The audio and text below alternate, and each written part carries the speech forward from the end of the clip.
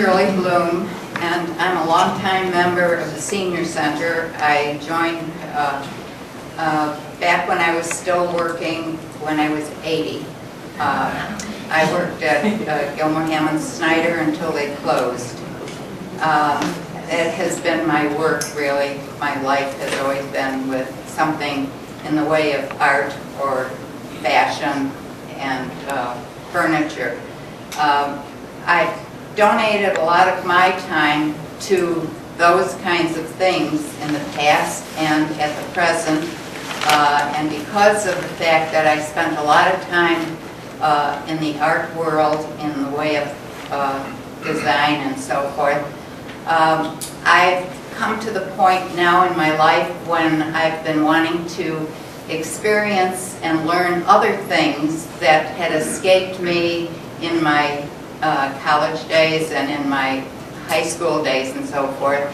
And so where I used to read a lot of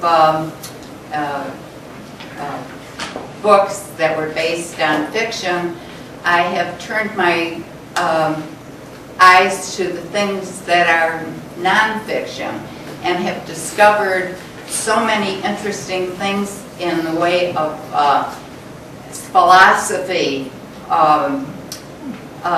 all kinds of interesting subjects that I never would have thought to look at. But now when I go into the library, the first place I look is for books that are nonfiction and interesting. And I've covered some from Swerve, which is a wonderful book that everybody should read because of what it gives you, history and philosophy, and based on Lucretia's poem, which is so wonderful. And so there are things to be learned at every age, and I'm learning a lot of them right now. And so it makes my day so interesting. And the fact that I volunteer at the Senior Center is all full of joy. And I have a Socrates group, which says Socrates Cafe, which can be very misleading because you think it's going to be something about food. It is food, but it's food for the brain. It's based on Socrates.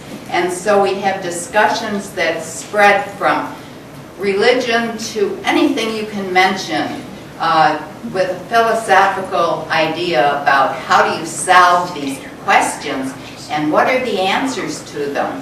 And so it's just inspiring to be part of a group like that where you can think about things and try to come to conclusions in your own mind about how things should be and how to best serve humanity. And so those are the things that inspire me.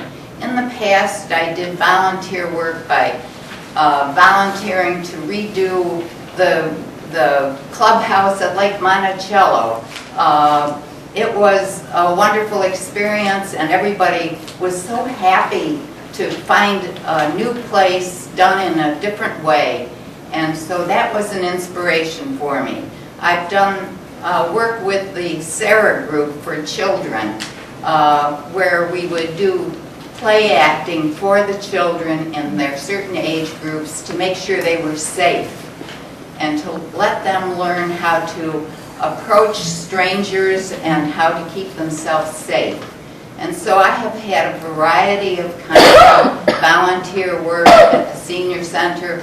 For when we had a person who ran the kitchen, I used to help her do the food service for the different evening groups that met there and served food.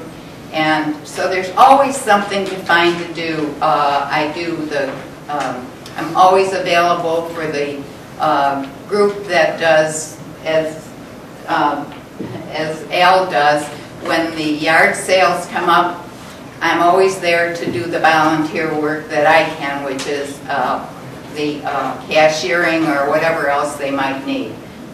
So I thank you for listening to my story of what I've done, and I just want you to know that when I wake up every day, I say, oh, I'm here. Let's see what I can do.